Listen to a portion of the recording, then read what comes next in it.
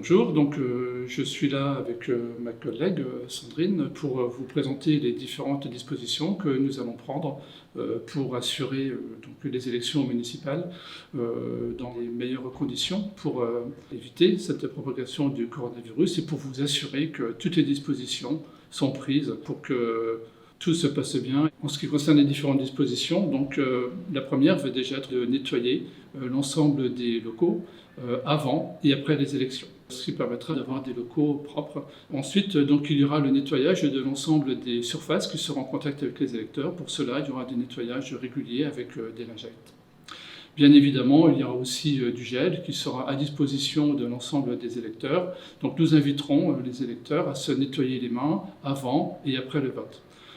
Nous avons suivi aussi les consignes qui nous avaient été données par la circulaire, c'est-à-dire qu'il y aura non seulement un marquage au sol pour que les électeurs ne s'agglutinent pas, qu'il y ait une distance de 1 mètre qui soit retenue. La mise en place des isoloirs va se faire différemment cette année. Nous allons tourner les isoloirs, c'est-à-dire que l'électeur fera le tour de l'isoloir pour pouvoir y pénétrer, puisque l'isoloir, la face de l'isoloir se trouvera face au mur et non pas face aux électeurs. L'électeur pourra pénétrer dans son isoloir sans avoir à manipuler le rideau.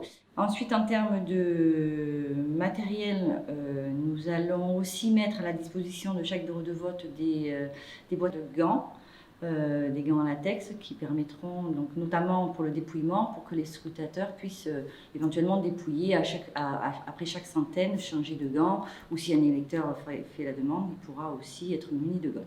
Vous pouvez aussi venir avec vos propres stylos. Mais il y aura aussi des stylos qui seront mis à disposition des bureaux de vote.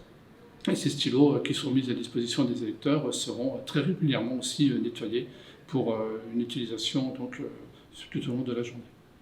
Si par cas un électeur se présente en portant un masque, bien entendu il pourra prendre part au vote. Ceci dit, il aura quand même l'obligation d'ôter son masque pendant quelques secondes pour que son identité puisse être vérifiée. Bien entendu, il y aura aussi une visualisation nette des points d'eau si les électeurs veulent aller se nettoyer les mains en dehors du gel hydroalcoolique.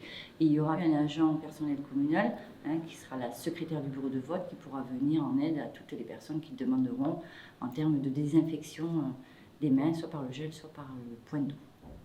Évidemment, vous comprendrez bien dans ces circonstances particulières de coronavirus qu'il faut éviter aussi les attroupements dans les bureaux de vote. Ces attroupements sont bien évidemment propices à la propagation du coronavirus. Nous vous inviterons, si vous êtes trop nombreux dans le bureau de vote, à quitter le bureau de vote.